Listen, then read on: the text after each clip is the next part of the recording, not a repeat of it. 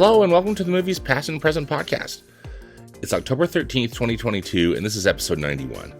I'm your host, Stanford Clark, and I'm podcasting from the Crossroads of the West in beautiful Salt Lake City, Utah.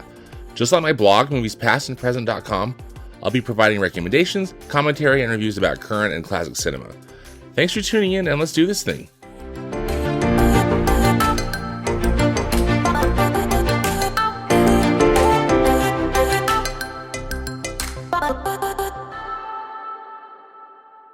This week's episode features a classic cinema corner deep dive. I'm going to be talking with two of my good movie fan friends, Rachel Wagner from Rachel's Reviews and Darren Lundberg from the Nostalgia Cast podcast about the 1990 film Dick Tracy. Dick Tracy, I think, is really kind of largely forgotten. It's based on the comic strip by Chester Gould. It gained popularity in the 1930s, but I remember, as a kid, in like the 1970s, reading Dick Tracy comics in the newspaper, and I particularly liked the one that would be included in the Sunday comics because those were in color. And this film really focused on creating just like a three-dimensional or real-life adaptation of what that comic strip looked like. It's directed by Warren Beatty, and it stars Warren Beatty as Dick Tracy. And, he's in that yellow overcoat with the yellow hat, which was of course iconic to the comic strip. And they really focused on using basically just like 7 colors that were all hues of red, yellow, and blue for this film. It's a very striking look throughout. Also, what's interesting is in the film, or excuse me, in the comic strip, all of the bad guys had really bold, distinctive looks, and the filmmakers did, I think, an amazing job recreating what these bad guys looked like. I think one of the criticisms that this film gets is probably because of the plot, but I think that they also, with the story, kept it true to what the comics, were like. So it's a really fantastic, comic book adaptation, if you could call it a book. Not sure how many necessary comic books there were of Dick Tracy, but this is definitely, a comic strip, of course, from the newspapers. But this is I think, a very interesting comic book film. A lot of people compare it to the 1989 film of Batman, which Tim Burton directed, which was also very stylish, had music, soundtrack by Danny Elfman. This also has a Danny Elfman soundtrack, Dick Tracy does, etc. And it's fun to talk with Rachel and Darren about that too. So here's my discussion with Rachel Wagner and Darren Lundberg about Dick Tracy. I'm so excited today because we're going to be focusing on one specific film. We're going to be talking about the 1990 film Dick Tracy. And with me today are two dear friends and whose opinions I respect a lot. We've got Rachel Wagner from Rachel's Reviews. Hi, everybody. Hey, Rach. Thanks for joining us. And also Darren Lundberg, who has the Nostalgia Cast podcast and who I'm a big fan of on Twitter. Actually, I'm a fan of both of you on Twitter. And that's how we met. Yeah. Was Twitter. So I honestly, I'm so grateful for that because I can say at least Twitter has done one good thing in my life. I've met more friends on Twitter than I have in my real life. That's it's really something. So anyway, I thank you both for joining me today, and I'm really excited to talk with you about this very unique film. So, I'd like to first just talk about what is your experience with this film, and let's start with you, Rachel. What's your experience with your own personal history with Dick Tracy, the movie? It's not long. It won't take long. It recently, well, every I don't know, a couple of months, you are kind enough to come on my podcast, and we do a Disney ranking. I think our goal is to watch every single Disney movie. Yes, Eventually, that's the goal. And we're working on it, aren't we? We're making yeah. And we had gotten a little bit burnout on doing the 2000s. It wasn't the best time for Disney. And so we decided the early 2000s. And so we decided to do 1989. And then we did 1990. And Dick Tracy, of course, is under that year. And I had never seen it before. So that was a new introduction for me just a month or two ago. And I ended up really enjoying it, and got pretty high up on my rank. I think I had it at 4 for that year for Disney. Yeah, well, thank you, Darren. What's your history with the movie? Well, we were chatting before we recorded. I used to spend summers in New York with my family. My mom would, I wasn't in school, and I was raised I'm an only child and I didn't have a dad around, just latchkey kid. So she would drop me off and send me to New York so I'd spend time with my family. And so this is a movie that I saw in theaters with my cousins. And I know this came out the year after Batman, which hopefully we'll talk about for a little bit. But, me being a 12-year-old, 13-year-old kid, I was kind of on a high of comic book movies. And this just kind of hit, it was supposed to hit that sweet spot. I think at the time, like Batman hit like the cultural zeitgeist that people just wanted to be depressed and to think things are cool, right? And so that this movie did not fit that. So I remember watching Dick Tracy in the theater, and the only thing I remember specifically is I went with my cousins and his friends, and they got a real kick out of the part where they have Dick Tracy down in the basement and they're gonna blow him up, and I think it's Itchy's like 30 seconds, no more Dick, 30 seconds, no more, and they just, for some reason that we won't go into, they just laughed and laughed and laughed about that. But that's my only recollection of the movie, other than the fact that I thought it was fine. Like I didn't have any problems with it. It was just on to the next. Yeah. So at what point then, Darren, did you revisit it and decide, wow, this movie is more than maybe I remembered? I think I can't remember the exact date. It was like when it first came, when they had DVDs. I don't know if we're old enough to remember, like when DVDs, we would know movies, we waited for certain titles to come out because filmmakers weren't sure, they were stuck on VHS. Right. I don't know, VHS is the wave of the future. I don't know about DVDs, guys. And so they would sit, and I would just see, oh, this movie's coming out now. I can't wait to get this. Yeah. I think when Dick Tracy came out, again, I think it was recent. But when it came out, I bought it on DVD. Because like I said, I didn't have any problems with it. I had good memories of it. And then just watching it, I was like, and then reading the Roger Ebert review, it was just, I think it combined. It was like, this is actually probably a perfect comic book movie. It's just not what we expect or necessarily want from our comic book movies. That's something we'll probably want to talk about. But I just have an appreciation for the way it was made and the look of it. And like we talked about, it's very unique.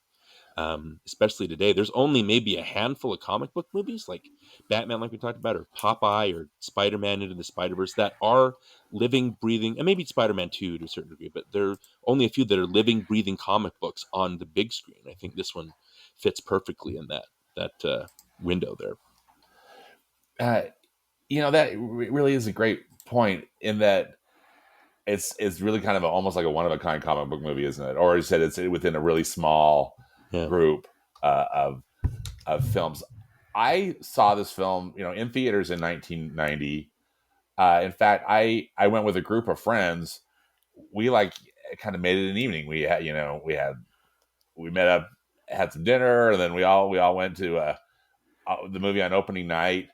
I think part of it is because, it was a big summer movie, and it was just an excuse to get together with friends. I know a couple of us, myself included, were Madonna fans, and so we were excited to go see a movie with Madonna in it. And had she not ruined her reputation by that point as far as an actress? I She's think kind of notorious for being in Oh, really bad absolutely. movies. I think that it was before, but I could be wrong because I can't say I'm necessarily the pro. But I Yeah. think it was early on. Early on. Yeah, Yeah, I guess she had a pretty decent run for a little bit with this and with League of Their Own.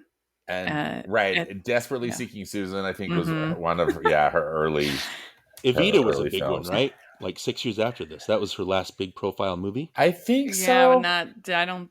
Most people didn't like it that much. Yeah, and then and then it just kind of just like stinker after stinker. I think Yeah. before this, I can't remember. I think it was before this. Who's that girl? Have you ever seen that movie? That was Mm-mm. a Madonna movie. And Yeah, I have vague memories of that one. It's pretty terrible. Yeah. But anyway, but also I remember I loved the marketing campaign Yeah. for this film. Had very distinctive posters that were simple comic theme, as far as just using these primarily or just bold colors. Mm-hmm. And anyway, also though, I remember seeing the trailers for Dick Tracy, and early on, they were planning to make this or release this under the Walt Disney Pictures banner. Yeah. Which fascinated me too, because I'm thinking, how in the world is Madonna going to be in a movie from Walt Disney Pictures? So that changed, and they moved to Touchstone, which I think actually was a better choice, but or probably a necessary choice. But anyway, interesting. Okay, so we all have kind of approached this somewhat differently, I guess, and I should say. I quite enjoyed the film, but I have to say I think I enjoyed it more with this rewatch that Rachel and I recently did. Just because I think there have been so many comic book movies and so many different things that really differentiate itself. And also, Rachel sent me it was the Siskel and Ebert show. I can't remember what they called it at the time. In 1990, because how it changed names. Yeah, I think it was maybe At the Movies this round, but anyway, not that necessarily matters. But they both had such interesting perspectives on the film too that just helped me see it through, I think, different eyes. Dare I say more mature eyes? At least older eyes.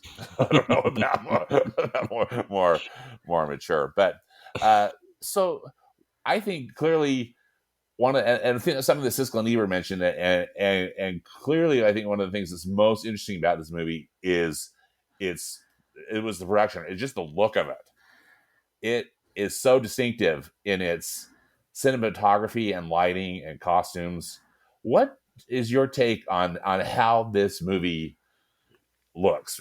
Rachel, let's start with you on this one. Well, I really think that is the major standout of the film is the production design and the makeup. It is truly a work of art. It's outstanding. And it's no wonder that it won, a bunch of Oscars and things like that, because it's just so colorful. It's so unique. It's so vibrant that there's the only thing like it is Batman. And I said my Letterboxd review was just I liked it better than Batman. That's all I said. Agree. Hard agree. Yeah, because I don't know, I don't love that Batman as much as other people do. And I mean, I think that this just it keeps going. It's so kinetic, which I think helps it, and just how colorful and unique the characters are, and the story and the production. Darren, what's your take on the production design of Dick Tracy? Well, I think I kind of hinted at it, but this is not a movie that I revisit like a ton. Like I got a copy of the Blu-ray because I wanted to watch it like in a full spectacular like presentation. And so I put it on last night, and within like minutes, like just the colors on that Blu-ray was like, holy crap, like what?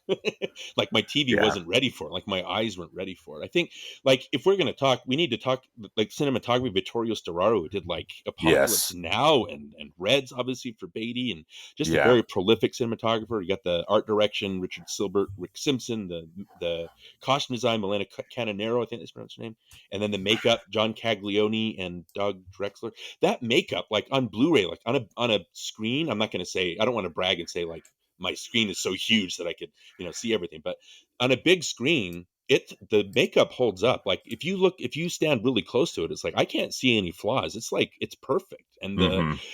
the colors, and I know they only use like what famously like 7 different colors and to Yeah. mimic those comics.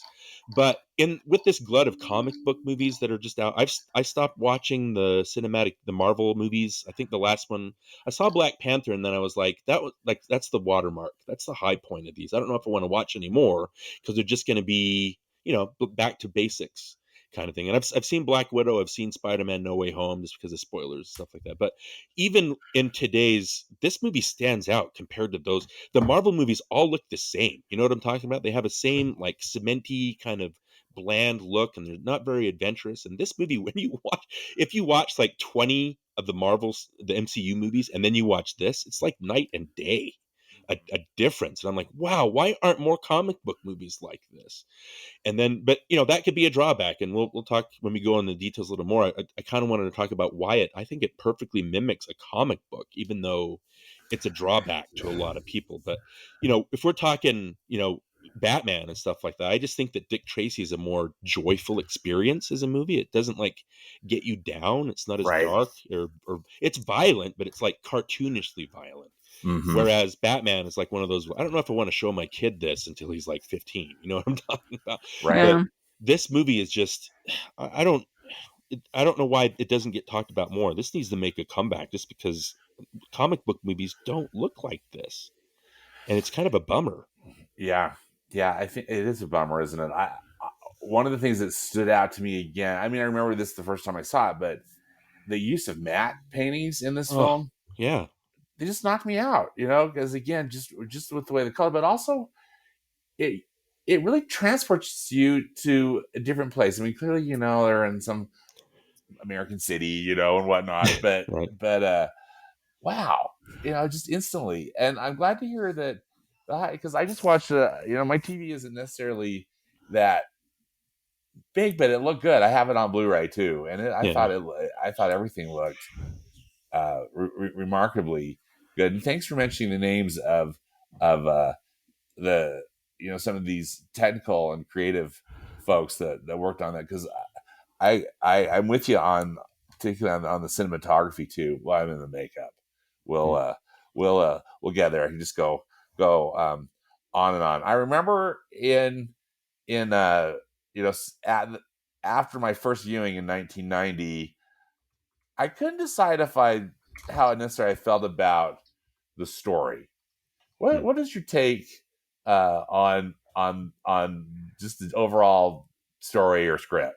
Script of this film. Rachel, what was your opinion on the script, or just the story in general?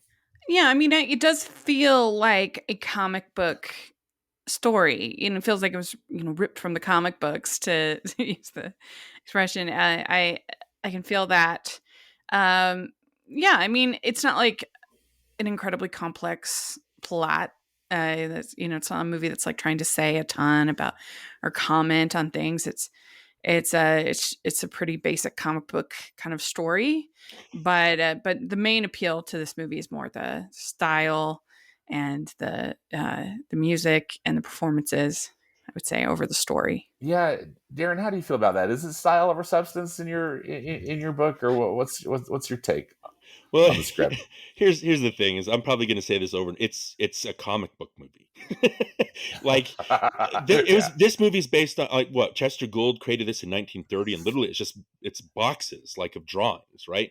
And so there, I don't know, thinking about it, there are basically 3 or maybe 4 different kinds of filmmakers and how they approach comic book movies. There's guys that approach and understand intrinsically what a comic book is and what it's trying to do, and the stories that it tells and the character arcs and things like that. There are people that second category that just want to make a movie and they don't care about the aesthetics of comic books. They just want to make a good movie. And then there are the third category, which are people that don't respect comic books at all and just think that it's ridiculous. And that's where you get Catwoman from, the Halle Berry. It's just they don't respect that the medium like at all, and so they treat it like a joke.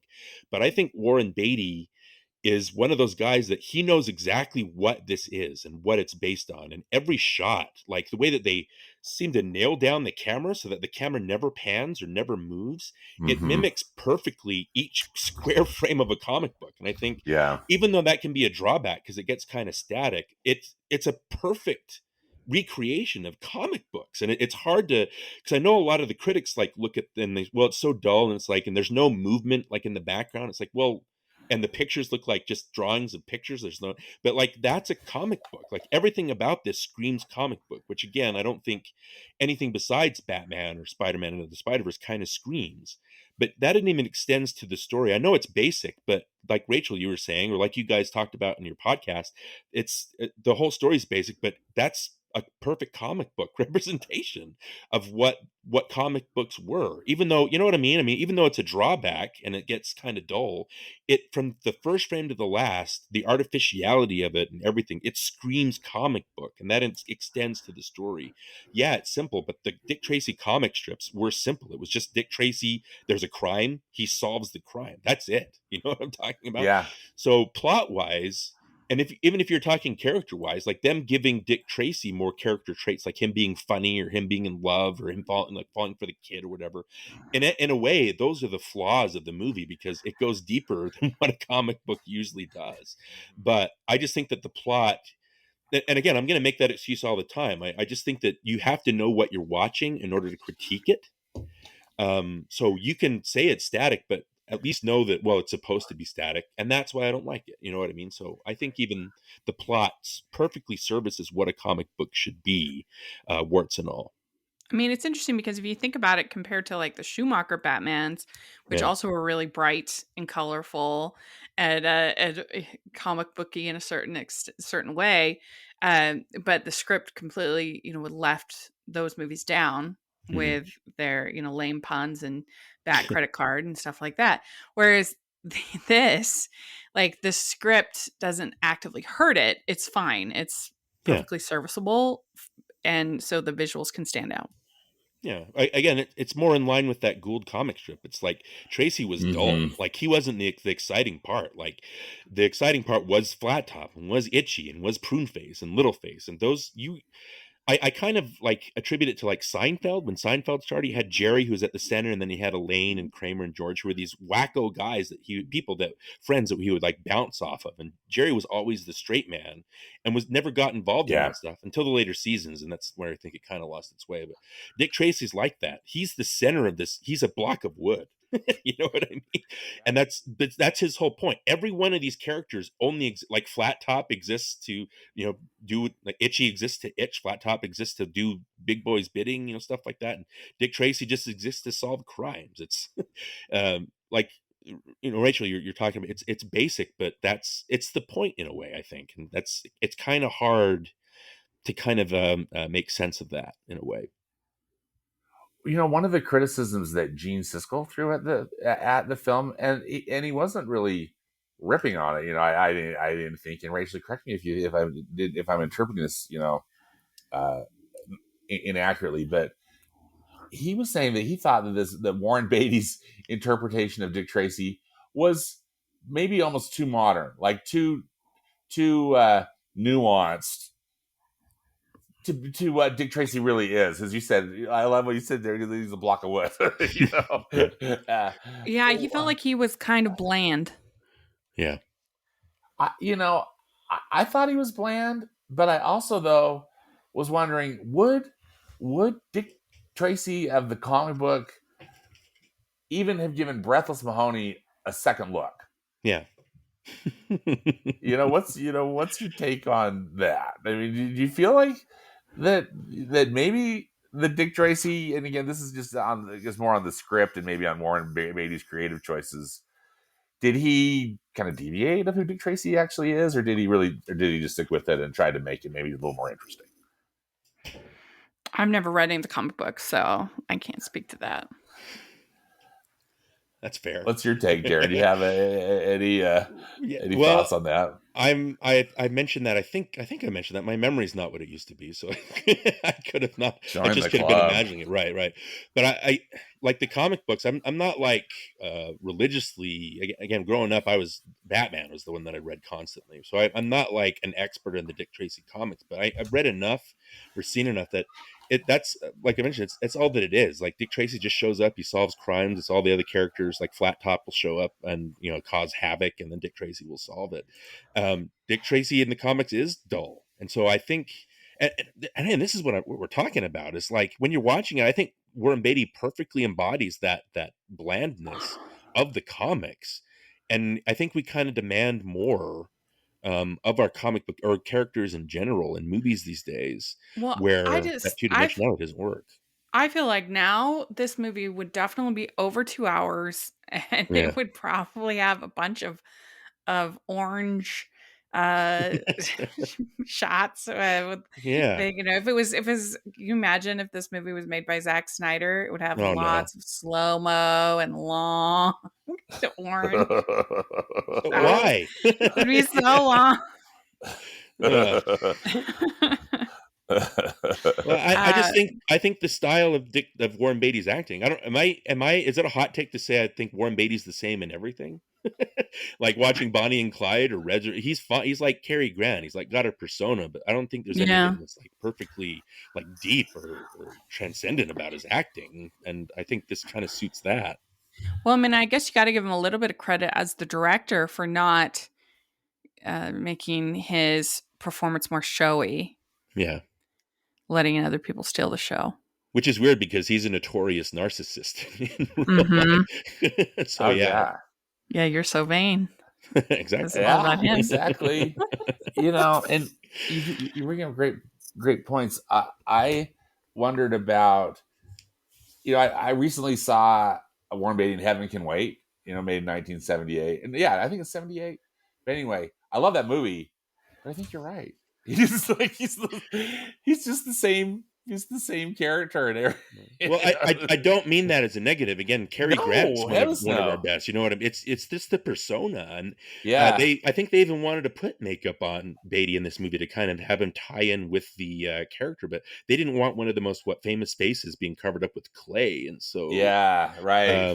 But I'm just going to keep going back to it. It's like it's 2-dimensional, and I think the flaws are giving him more than that, those 2 dimensions, just to try to appeal. So even though they tried to go above and beyond, it didn't mesh with what people wanted at the time. Again, even though I think like Batman is a more shallow movie than this, it's much more shallow than this. That's much more about style than this one is, because there's at least some heart. When the kid rips out the certificate that says Dick Tracy Jr.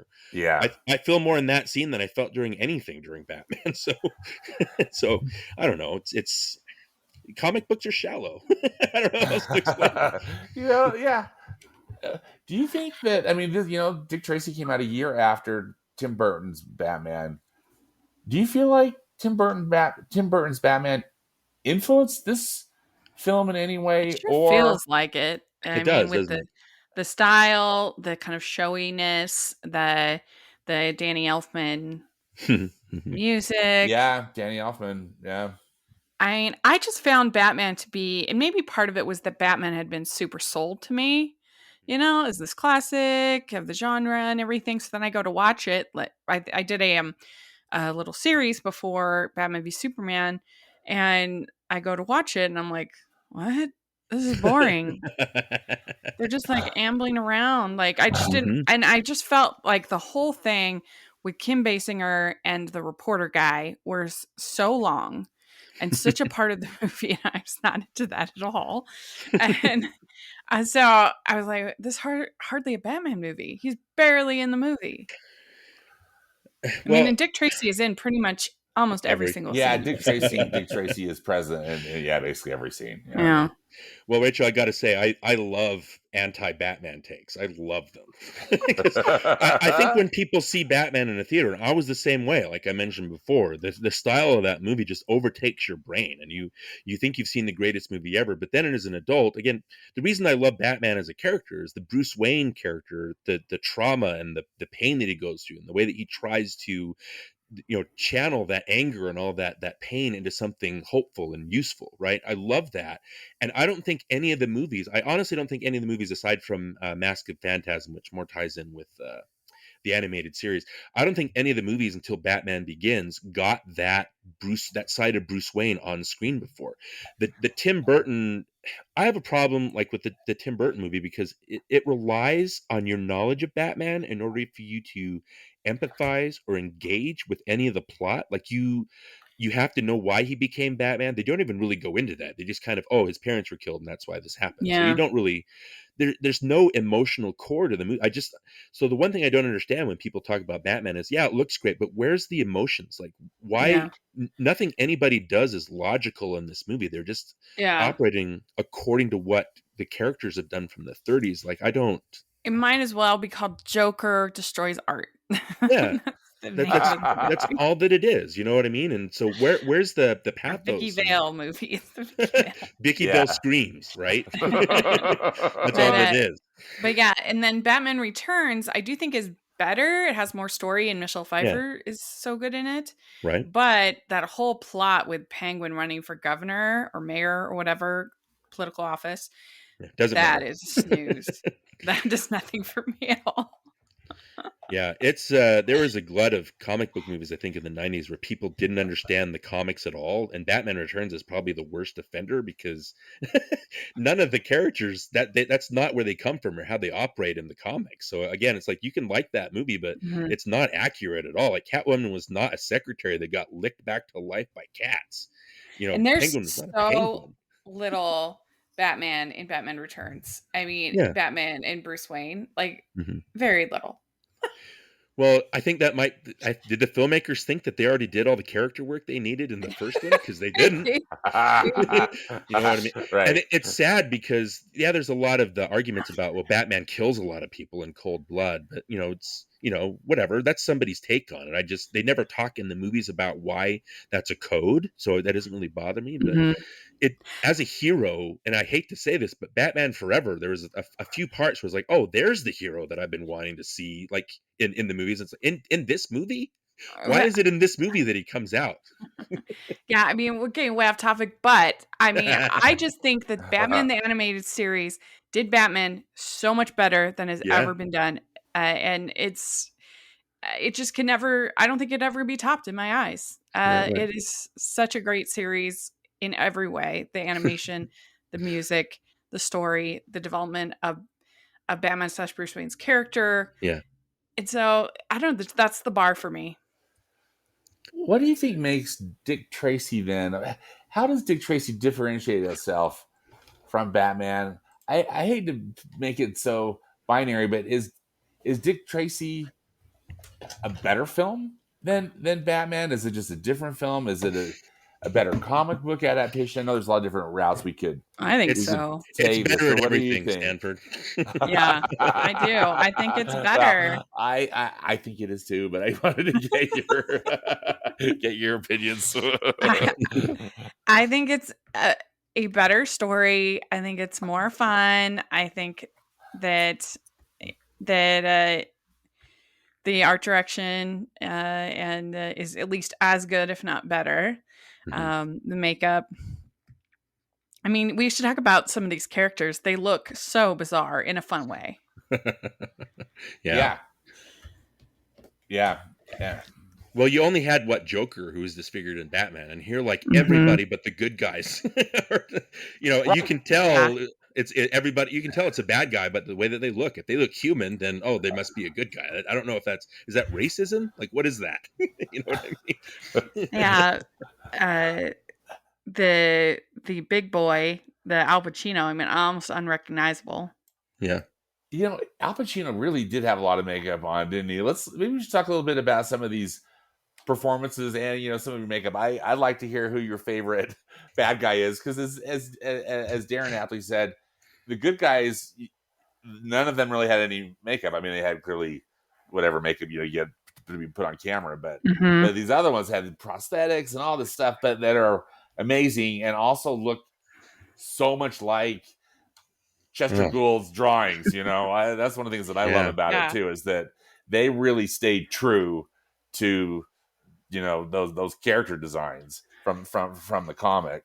They weren't very creative with the names. The brow, lips, and flat top, and it's just kind of descriptive. Flat top.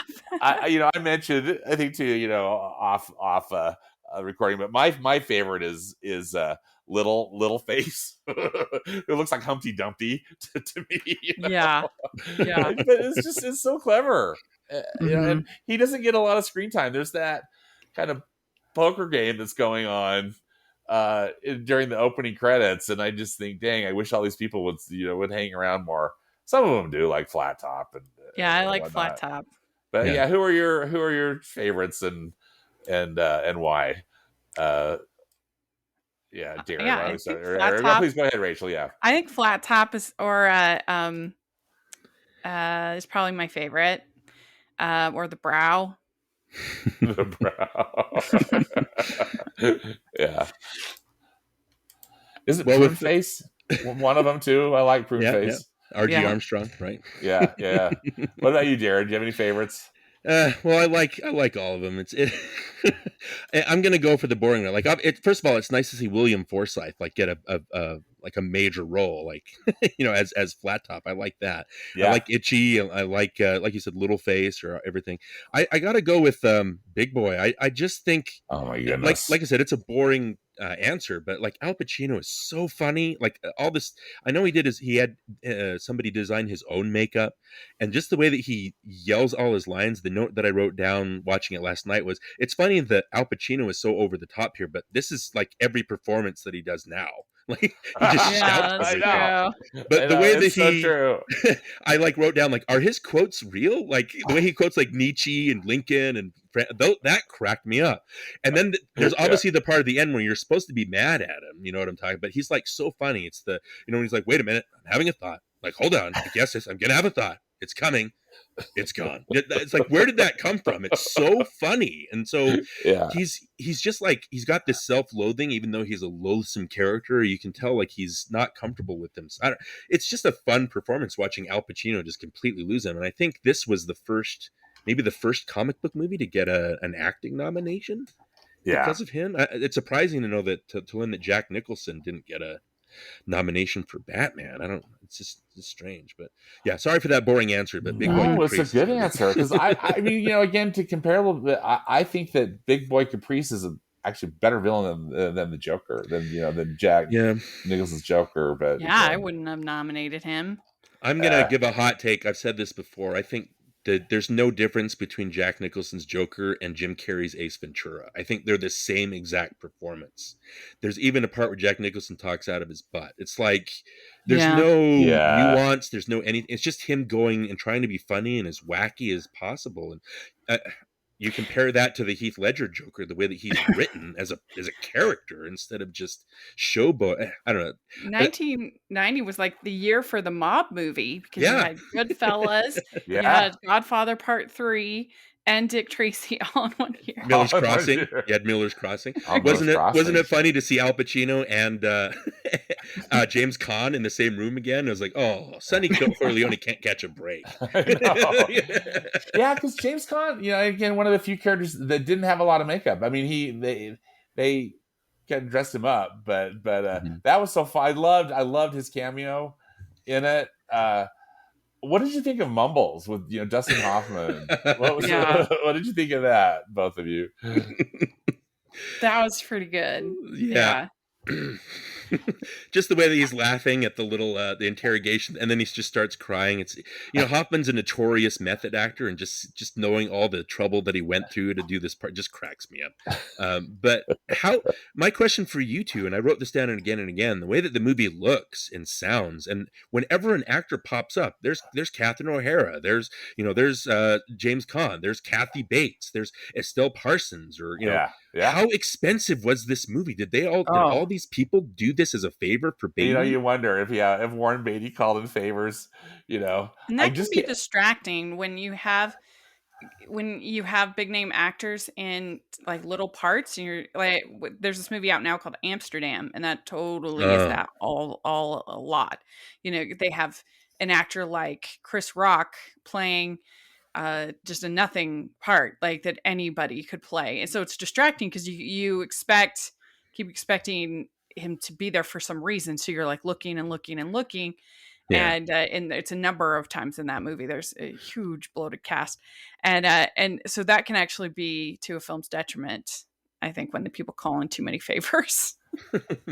Yeah, I think there's maybe enough. I'm not. I agree with you. Like, it can be just. I'm just wondering, like, maybe they were just paid by the word, so that's why they're able to get so many people in there. Even seeing Dick Van Dyke or Charles Durning, or for crying out loud, Seymour Cassel, show up and stuff. It's like, well, it's nice that they color like every scene. I don't know if there was a purpose to having them. Like Rachel said, it's not in a major role, but I don't know, it's kind of fun, like seeing them pop up. Mandy Patinkin. Yeah. Oh my gosh. Being able to sing. Patinkin. Personally, I didn't find it distracting. I found it fun. But that was just me. Was it distracting for either of you? Yeah, it can be though, right? Tracy? Rachel, I think it can be too. But for me, it didn't distract. It was more of a delight than it was like, oh my goodness, there's Estelle Parsons, Well, Rachel, what's the difference between this and Amsterdam then? What? Well, they both have a design aesthetic that's pretty strong, and they both have some decent performances. But this is just, I would say, it's more fun, and it tells a more linear story, where Amsterdam's kind of jumping all over the place. And I liked the themes of friendship in Amsterdam. I didn't hate it as much as some people do, but I certainly am not going to recommend it. But yeah, I think this is more consistent. It's a better story. It's just, and it's not as long. I forget how long Amsterdam is, but it felt long. This is shorter. Yeah. Interesting. I haven't seen it yet. Have you seen Amsterdam, Darren? I have not seen it yet. No, I've got so many movies I need to watch, and so David O. Russell movies, aside from all the stuff that's going, they're not the most exciting, enticing things for me. So maybe I'll see it somewhere down the line. It's got Christian Bale in it and Margot Robbie. So 2 hours, 14 minutes. So another half hour. So, which, they just think about, like I said, that if this was made now, it would definitely be over 2 hours. It'd be longer. They just have gotten. Comic book movies have gotten so bloated that you rarely see one. That I remember when I think it was it Doctor Strange too? One of them that people are like, oh, it's so short. And I'm like, thank you. I think it was Venom 2. That was the one. Thank the maker. Well, I remember stuff on Twitter saying, "Oh, Doctor Strange 2 is under 2 hours." And I'm like, "This is news? Like, why? Why is this thank news? Goodness, this is great." It's like, please let it be a trend. Yeah, but that was another thing last night. It was like, this movie's so simple. It was over before I knew it. Like, it does what it needs to do, and there's hardly any embellishments. Yeah, maybe aside from the Sondheim songs, which I love, but other than that, there's no. It's just very. There's no meat on the bone, I guess you could say. It's just it does what it needs to do, and then it's out. Like, why can't more movies do that? And I didn't even realize it was a Sondheim song. Yeah, those are Stephen Sondheim wrote 4 original songs for the film, and one of them is sung by Mel Torme. Yeah, which he almost got an EGOT. He just didn't get the Emmy. Stingy Emmy. And and I love those songs. I think sooner or later won the Oscar, if I'm not mistaken, for best song. And great stuff. Well, there's your Tick Tick Boom tie-in, Rachel. My favorite. Speaking of sooner or later, how did you think Madonna did in this film? Again, because as we addressed a little bit earlier, she kind of torpedoes movies, I think, right? Or it doesn't necessarily help them. What was your take She on her? was fine, but a little annoying. That's how I would say. Was she annoying because she was Madonna, or just because of the performance? I Maybe love the maybe those are performance, intertwined. I Those are one and the same. think. What was your take, Darren? I think you posing that question to us, I paid more attention to it than I think I normally would. First of all, that dress that she comes out when Tracy's talking to the first time, like, how is this PG? Well, like, exactly. You can see through her dress. I know. That's what I was thinking. No wonder they had to pull the Walt Disney Pictures, brand off of this. This is not a Disney movie. Yeah. But if you're talking about it, I think she's the same. It fits the same kind of mode as Warren Beatty. She's given maybe one note to play, and she plays it. Like, yeah. Madonna, like, people even know who Madonna is these days. It's like when she was around in the 80s, I think she was all about her image. Like, whether she was on stage or on album covers or music videos, it was just about the image that she was projecting at that particular moment that you were looking at her. And so I think with this one, she was basically given you need to play the femme fatale. Like, so she sounds like Marilyn Monroe, but she's got the same acting style as your Rita Hayworths or your Barbara Stanwycks or Ava Gardner. That's the note that she was given to play, and she plays it. And there's even a part where, a big boy is like slapping all the dancers and he's around with them, and then he slams the piano door down on 88 Keys' fingers, and Breathless is like, that was dumb to do. Like, that he's the best piano player in the city, and so big boy basically chastises her to the point where he slaps her in the face where she cries. Yeah. And I was like, that's good. Like, that's good acting right there. It's not just all for show. Like, you can definitely feel why she would turn, you know what I mean, on him. So she's fine. She's not like great or anything, but she was asked to do one thing and she does it. I think that's to be commended. I thought she had her moments. That scene in particular, I think, is probably one of the better scenes that she's in. And again, I think that very opening scene, part of it is because I love that Sooner or Later song, but how you just see her back's turned to the camera and she's singing, and then the camera slowly goes into her. That I think is sexy and just great. Just a really great intro to her character, and then it's gonna be kind of downhill. I wonder though, more than Madonna, what did you think of the little boy? Because I've heard some people think, oh, he's annoying. People don't like him. Jack from Hook, right? Charlie Cosmo. Which he's way more annoying. And wasn't he in What About Bob too? Yeah. Oh yeah. He was getting work.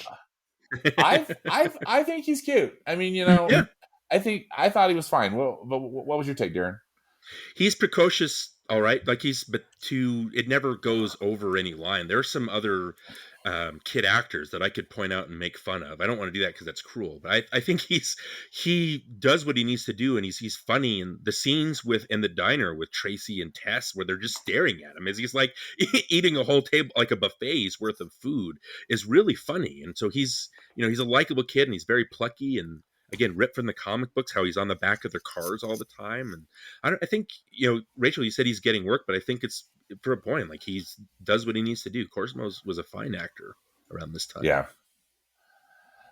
And, I thought he was great. And I also thought that he played off well with Glenn Headley, if I'm saying her name correctly. I thought she gave a very good performance as Tess Trueheart. What did you two think? Was it kind of one dimensional, or do you think she brought some? Well, Rachel, did you want to go first, Rachel? Yeah, I mean, for the most part, I thought the women were kind of there for their roles. They didn't do a whole lot for me in it, but it was fine. I would say serviceable. It's always okay.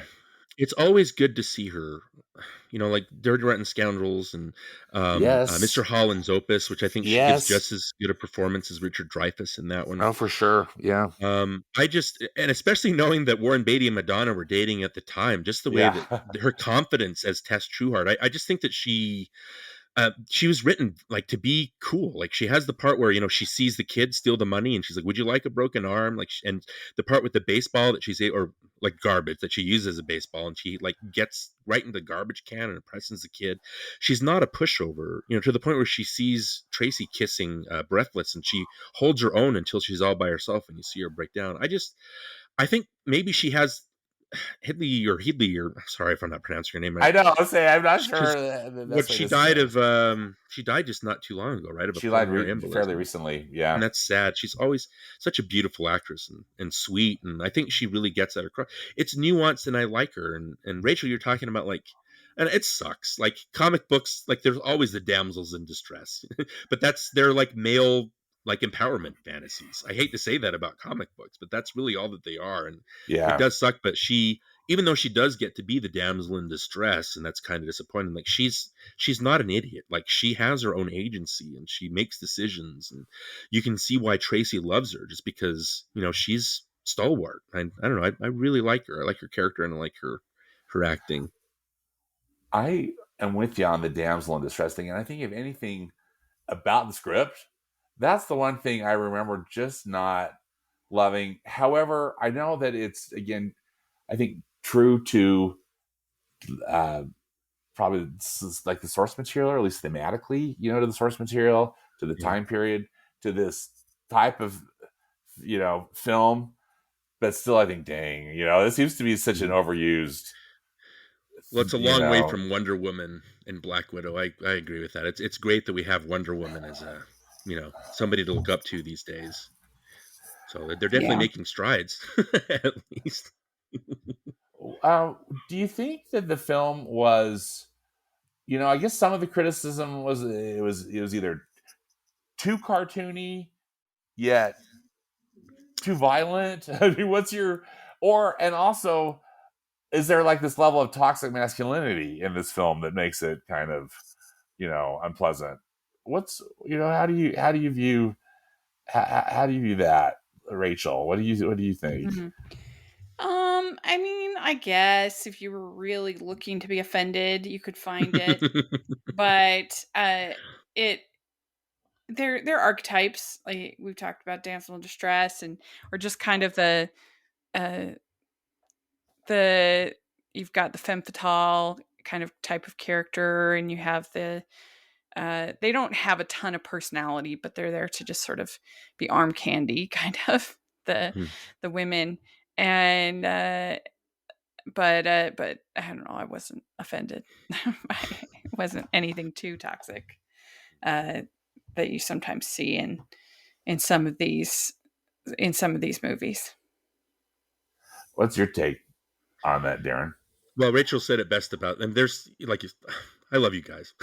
I love how, you know, there's stuff in here that we can. I love that, Rachel. That's a great attitude to have. It's just, if you're talking about like it being too cartoony, I touched on this briefly, I think, but just the way that every single shot in this movie is it's emblematic or symbolic or perfectly embodies a comic strip.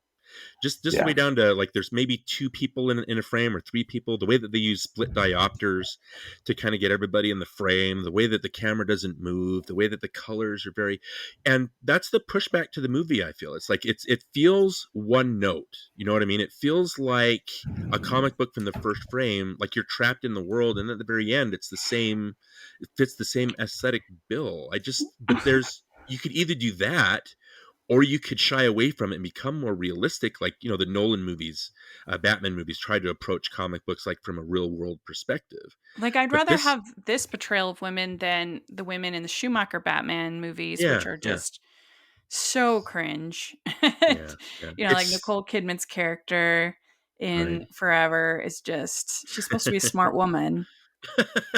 She's gaga over this guy in bat ears. And then in the Batman and Robin, Uma Thurman's character with just the puns and the like, I'd take and then the way they do Alicia Silverstone Batgirl is bad, and so I mean I don't know, I think they serve a purpose, they're there, but they're not like especially like empowering or great. They're fine. Yeah, I think if anything, the people's complaints about this movie is it doesn't go above and beyond. Not and not every movie needs to go above and beyond. This movie, I think it perfectly embodies a comic book. Like, if you want to know what a comic book is, like, watch this, watch Yeah. Popeye, watch Batman with the sound turned off. I know, Especially like 90s comics. Yeah, especially. So it's, I get people's drawback. I just think that it's, like I said, it's a perfect representation of what a comic book is from first frame to the last. Yeah. And that can be a drawback. But I would just say, if you want to see a piece of art in a movie that's not going to bore you to death like some art movies, then this is a good one to watch. This is the Sleeping Beauty of comic book movies. In a lot of ways it is, though. Because it's, what other film really, every frame of it is a work of art. That's not an animated film. Even if it's still going for, simplicity, it's gorgeous. Yeah. Gorgeous to look at. Yeah. And I think that's I feel like that's, for me, is its strength. I enjoy the action. I think one of my favorite sequences is I think it's, I don't know if necessarily it's in the third act, but where Dick Tracy shows up and they're having that big gunfight in the street, and he's got that machine gun, just blowing everybody away. But it's so visceral. It's so beautifully filmed. It's very. I thought it was exciting, and wow, this is so cool. And not that I love violence, I just thought, wow, this was so striking to me. I loved it. Yeah, well, they're comic book bullets. Well, any other thoughts on? You're not going to see any blood. It's violent, but it's fun. Right, we didn't see any blood. Any other final thoughts on Dick Tracy and why people should give it a chance today? Well, I was just really impressed with the visuals. Like I said, I just thought it was a really outstanding. The makeup, the production design. I think that's the big draw to see this movie.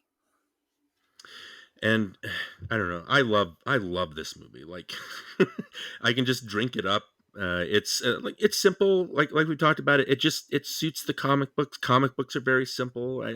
Especially today, this is such a standout movie. It looks like nothing else that's out today, especially superhero wise. It's so unique. I don't know. I'm kind of sad that more movies don't kind of take this kind of, more comic book movies don't take these kind of chances and be more, I don't know, like original in the way that they look, instead of looking like everything else and relying on, I don't know, the charisma of their actors, which is fun. But there's still a lot of charisma here. There's obviously having Warren Beatty and Dustin Hoffman, their Ishtar time days and stuff like that. Yeah. You can tell that these people like each other. There's a lot of charisma to this movie. And there's, Rachel, like you said, visually, it's just stunning. Like, every shot is a masterpiece of art direction and special effects and matte paintings, and just, wow. Like I said, I could drink this movie, and I love it. I get that people think that it's flawed, but the staticness of it is of a piece with what they're trying to go for, and I think it works beautifully in that way. Yeah, I appreciate so much your comments on this, because I agree. I think this film, is just absolutely beautiful. And for what it is, it's a lot of fun. I like too how, it feels, in some ways, it kind of has a very like film noir-ish, ending to it with I guess we don't necessarily need to give the spoilers, but still, you don't leave the theater like feeling all depressed. You kind of, I think I remember feeling like kind of almost exhilarated, but also almost like tired, and I was like, oh my gosh, what did I just watch? This was amazing. Visually, this was such a visual treat that it's really, it's such, as you're saying, it's a very unique movie going experience that you just don't get, particularly with comic book films, or really with any kind of film. And I hope that people will give it a chance. But I don't think it's necessarily easy to. I mean, I think you can easily pick up a Blu-ray or something of it. I don't believe it's on any streaming platforms. I watched it on Blu-ray, because my own personal Blu-ray. Yeah, I rented it, I think. Yeah. This isn't on Disney Plus? It's not on Disney Plus. Huh. Okay. It should be on Disney Plus. I don't think any of the the Touchstone, or not any, but Very I don't think very few. many of them are. Very few of the Touchstones are on Disney Plus. I mean, part of it is because they're not that family friendly. But hello, they've got Logan on now. I know. Oh, yeah. There's Logan. Well, to And be those- fair, like the first movie that I watched when we got Disney Plus was 3 Men and a Baby. Like that's the first movie I put on, and I've watched it a dozen times since in the years we've been. So. Yeah, we That's talked fair, about but- that in our ranking. That's Yeah, right. we did. That's right. You did. Because 3 Men and a Little Lady, was Less drugs. nice. Let's try next. Yeah, I rented it on YouTube for $3.99. Okay. Yeah. So definitely I think it's worth finding and worth taking some time to check it out, because it's really a one of a kind movie. I wish we could see it on the big screen again. But Yeah, that would be fun. That It would would be fun. Maybe have to go to some revival house or something, right? That they might play it. Well, thank you both so much for taking the time to talk with me about this. I enjoyed it and learned so much, as I always do when I talk with you both. Rachel, where can people find your content? You can find me at Rachel's Reviews, all over social media, iTunes, YouTube, and on Rotten Tomatoes, so check that out. Also, you can find Stanford and I in Talking Disney Classics podcast that we do once a month, which is really fun. And also, you can find the Hallmarkies podcast all over the place. Yes, definitely. Thanks, Rachel. And how about Darren? Where can people find you and your excellent content too? Well, first of all, you can find me on Talking Disney on our ranking episode. Yes! I think it was number 69. So please check that out. I had a ball talking with you guys there. So fun talking with you both. And you can find me on Twitter at DW Lundberg. You'll find a picture of Kevin Costner and Field of Dreams. And so it's kind of easy to pick me out. But yeah, Nostalgia Cast, we're in the middle of our 4th season. We're doing 90s movies and kind of diving into when Johnny and I fell in love with movies and became movie buffs. And all of that has led to talking to you two. And so I really I thank my lucky stars that I was able to meet so many great people on Twitter. And you guys, Rachel and Stanford, you guys are leading the pack. I want everybody to know how great you are and how much I appreciate your friendship. Well, Thank right you. back to you. Right back at you. And I appreciate you both so much. Again, thanks for your time. Thanks so much for your friendship and your expertise and everything. And watch Dick Tracy, people. Right? Please, yes, please do.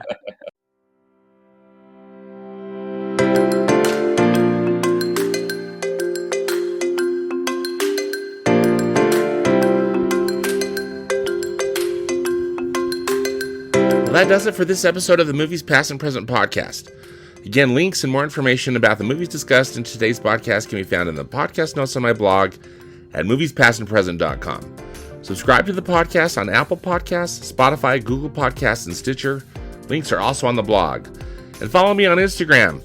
Put a lot of content on there. My handle is @moviespap, as in past and present.